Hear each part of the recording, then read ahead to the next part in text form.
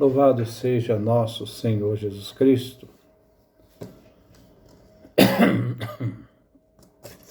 Nós vamos dar continuidade à nossa leitura do profeta Jeremias, nosso 77º encontro. Vamos trabalhar Jeremias, capítulo 33, versículo de 1 a 13. O amor de Javé é para sempre. Jeremias vê chegar a desgraça por causa da infidelidade do povo de Judá e da cidade de Jerusalém. Mas mesmo diante da situação, Javé é fiel ao seu povo, ao seu amor e seu projeto. Ele irá refazer a vida do seu povo. Nesses versículos, vemos a promessa de restauração do povo de Judá e Israel. Nos versículos 1 e 3, encontramos uma introdução solene. Nos versículos 4 e 5, fala do castigo presente a Israel e Judá. Nos versículos 6 e 9, a sorte vai mudar para Israel e Judá. Nos versículos 10 e 11, Judá e Israel celebram a alegria e a festa. E nos dois últimos versículos, 12 e 13, a paz nos pastos, no território de Judá, indicando fertilidade. Vamos então, neste momento, ouvirmos o texto que nós vamos refletir. Capítulo 33, versículo de 1 a 13. O amor de Javé é para sempre. Quando ainda estava detido na prisão, Jeremias recebeu novamente a palavra de Javé. Assim diz Javé, que fez a terra e lhe deu forma, fazendo dela uma coisa firme. O seu nome é Javé. Chame por mim, que eu lhe responderei, anunciando coisas grandiosas e sublimes que você não conhece. Pois assim diz Javé, o Deus de Israel: sobre as casas dessa cidade e os palácios dos reis de Judá, agora arrasados pelas trincheiras e pela espada. Agora os caldeus vêm para batalhar contra a cidade e para cobri-la de cadáveres, porque eu a feri com ira e cólera. E para esta cidade escondi o meu rosto, por causa de todas as suas maldades. Vejam, eu mesmo vou trazer para ela restabelecimento e cura. Lhe mostrarei uma abundância de paz e fidelidade. Mudarei a sorte de Judá e Israel, e farei que eles cresçam como antigamente. Eu vou purificá-los de toda a injustiça com que pecaram contra mim, e vou perdoar todas as injustiças que cometeram contra mim. Jerusalém será para mim nome de alegria, louvor e honra, por entre todas as nações da terra, que ouvirem falar de todo o bem que eu lhe fiz. Elas serão tomadas de temor e respeito, diante de todo o bem e de toda a felicidade que eu vou dar a Jerusalém. Assim diz Javé: vocês dizem às cidades de Judá e às suas desertas de Jerusalém são um lugar arrasado, sem gente, sem morador, sem criações. Pois bem, neste mesmo lugar se ouvirão novamente o som da música, os gritos de alegria, a voz do noivo e da noiva, a voz dos que cantam ao entrar com ação de graças no templo de Javé. Agradeçam a Javé dos exércitos. porque Ele é bom, porque seu amor é para sempre. Pois eu mudarei a sorte deste país e farei voltar ao que era antes, diz Javé. Assim diz Javé dos exércitos.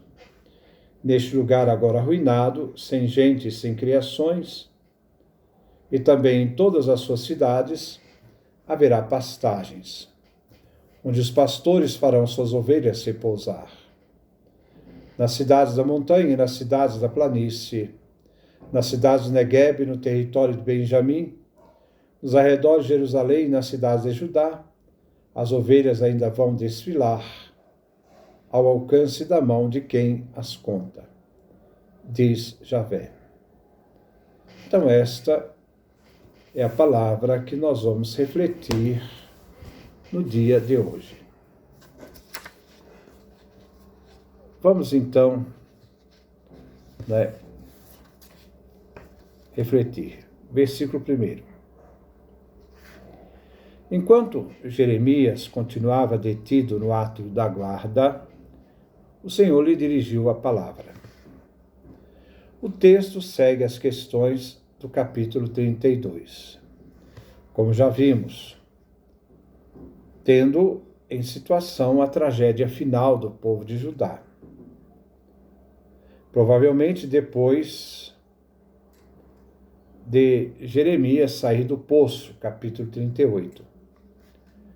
Jeremias estava preso em razão do anúncio da sua profecia, a destruição de Jerusalém, o fim do rei e o exílio. Versículo 2. Assim diz Javé, que fez a terra, ele deu forma, fazendo dela uma coisa firme, o seu nome é Javé. Javé é criador de tudo. Ele é criador porque ele tirou todas as coisas do nada. Javé tem o poder criador.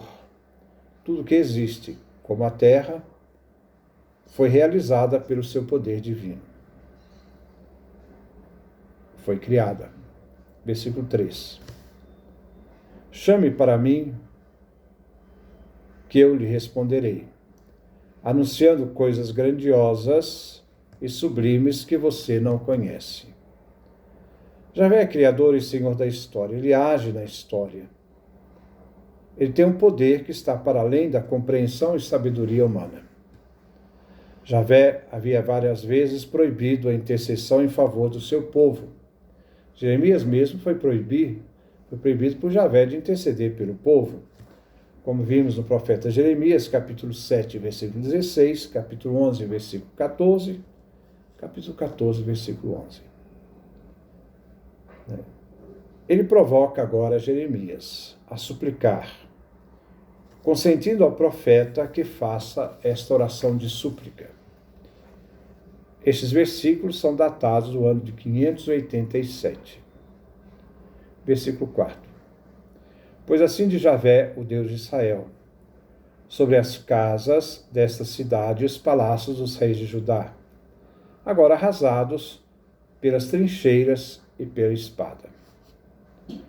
Os palácios cercados serão destruídos pela guerra. Nos escombros e diante dos cadáveres humanos, como questão da guerra, mostra que os babilônios irão destruir tudo. A cidade será sitiada e depois destruída. Versículo 5. Agora os caldeus vêm para batalhar contra a cidade e para cobri-la de cadáveres, porque eu a feri com ira e cólera. E para essa cidade escondi meu rosto, por causa de todas as suas maldades. A questão é a seguinte: quando Javé fez aliança com o povo de Israel, um pacto com seu povo, exigia observância total aos mandamentos e de ter Javé Deus como seu único Deus. Os israelitas deviam, por questão de palavra e pela aliança selada, reconhecer Javé como seu único Deus e manter fidelidade com a aliança. Mas Israel e Judá não foram fiéis. Praticaram injustiça, serviram outros deuses, romperam com a aliança, traíram Javé Deus e abandonaram o pacto feito com Javé. A partir daí, Javé não tem mais obrigação de proteger e guiar o seu povo, porque foi o povo que traiu a aliança. Agora, consciente, Javé então consente que os inimigos possam invadir Judá e destruam suas cidades, pois já não há mais aliança. O povo rompeu com ela. O povo deve assumir as consequências da sua própria infidelidade. Deus não vai passar pano, não vai cobrir com pano o erro, a traição de Israel. O povo deve assumir as consequências, então, da sua infidelidade. Nabucodonosor será instrumento de Javé para fazer justiça diante deste povo infiel. Israel fez sua decisão e deve arcar com as consequências daquilo que escolheram. Os caldeus vêm para guerrear contra Jerusalém. Eles vão vencer. Os cadáveres do povo de Jerusalém cobrirão toda a cidade. Eles serão derrotados. O rompimento da aliança fez Javé ferir seu povo e a cidade de Jerusalém com ira e cólera. Javé não é propício para com Jerusalém. Ele escondeu o seu rosto. E a razão é a maldade que vigora em Judá e na cidade de Jerusalém. Versículo 6. Vejam, eu mesmo vou trazer para ela restabelecimento e cura, e lhe mostrarei uma abundância de paz e fidelidade. Mas o castigo não é definitivo. Javé é justo. Então, o exílio terá um fim, o castigo terá um fim. O próprio Javé, Senhor da história, que age para exercer a justiça através dos caldeus, é Ele mesmo que irá restabelecer a cidade de Jerusalém e irá curá-la. Jerusalém é a cidade da paz. A palavra Jerusalém quer dizer cidade da paz. E Javé vai mostrar-lhes a paz e a fidelidade ao seu povo. Podemos reler o versículo assim: de Javé, eu mesmo te trarei restabelecimento e cura, uma saúde duradoura. Por causa da infidelidade, Jerusalém não faz jus ao seu nome, cidade da paz, mas será depois chamada, quando Javé a curar, a cidade da paz, quando nela vier reinar a paz. Versículo 7. Mudarei a sorte de Judá e Israel e farei que eles cresçam como antigamente. Javé age em favor do seu povo, unindo agora os dois povos, o reino do norte e o reino do sul, Judá e Israel. Javé dará de novo fertilidade ao seu povo, que vai acontecer após o exílio da Babilônia. Versículo 8. Eu vou purificá-los de toda injustiça com que pecaram contra mim, e vou perdoar todas as injustiças que cometeram contra mim. O pós-exílio é tempo do perdão, do retorno para a terra prometida, terra de Israel. A purificação não é feita pelas cerimônias litúrgicas, mas pelo perdão total de Judá e Israel, porque foram eles que pecaram contra Deus, rompendo a aliança. A injustiça realizada pelo povo de Deus foi realizada contra Javé. Foi o povo que cometeu contra Javé, rompendo a aliança, e não tendo Deus como seu único Deus, mas cultuando outros deuses. Versículo 9. Jerusalém será para mim nome de alegria. Louvor e honra por entre todas as nações da terra, que ouvirem falar de todo o bem que eu lhe fiz. Elas serão tomadas de temor e respeito diante de todo o bem, de toda a felicidade que eu vou dar a Jerusalém. No caso aqui, a cidade. O temor dos pagãos será o temor diante do que Javé, Deus, fará com seu povo. A libertação do povo de Deus será castigo para as nações. Javé se coloca do lado do seu povo, enfraquecido, quando contemplará tudo o que Javé fez com seu povo eleito, restabelecendo e fazendo este povo voltar do exílio para a terra de Israel e Judá. A bênção de Jerusalém terá alegria, louvor e honra. Diante da felicidade da volta do exílio, a reconstrução da terra, a reconstrução da cidade de Jerusalém e do templo. Versículo 10. Assim diz Javé: vocês dizem que as cidades de Judá e as ruas desertas de Jerusalém são um lugar arrasado, sem gente, sem morador e sem criações. Pois bem, neste lugar mesmo se ouvirão novamente a promessa de Javé de sua palavra, faz de sua palavra fiel. De onde só vê escombros e destruições, tudo será reconstruído.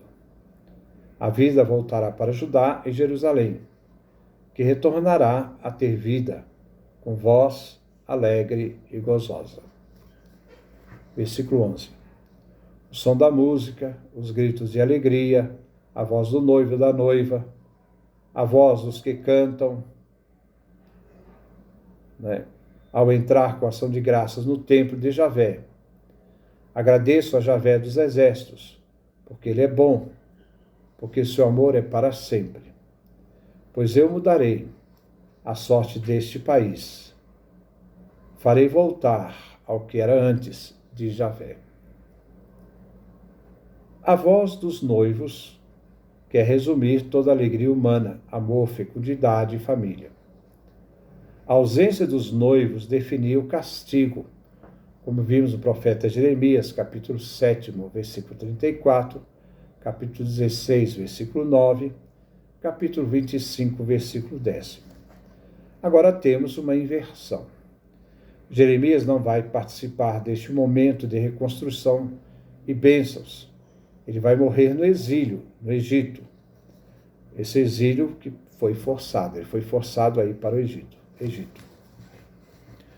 Tudo se transformará em alegria com a volta dos exilados e com a reconstrução. E o restabelecimento do culto no templo, com sinais de grande alegria. Javé é sempre aquele que age, aquele que castiga e aquele que resgata seu povo. O país verá de novo a prosperidade devido ao perdão divino. Versículo 12. Assim diz Javé dos exércitos: neste lugar agora arruinado, sem gente, sem criações, e também em todas as suas cidades haverá pastagens, onde os pastores farão suas ovelhas repousar. Depois da desolação da guerra, destruição, abandono da terra, Javé tornará a abençoar a terra com fecundidade e vida. Volta a vida das pastagens, os pastores pastoreando ovelhas. Deus nos faz voltar, quer dizer, sempre reconcilia. Aqui devemos lembrar que as ovelhas são imagem do povo e os pastores seus chefes, como vimos no profeta Jeremias, capítulo 23. Javé vai agir em favor do seu povo, vai abençoá-los com retorno à terra, dando-lhe fecundidade e vida. Versículo 13. nas cidades da montanha, nas cidades da planície, nas cidades do Negueb, nos territórios de Benjamim, nos arredores de Jerusalém, nas cidades de Judá. As ovelhas ainda vão desfilar ao alcance da mão de quem as conta, diz Javé.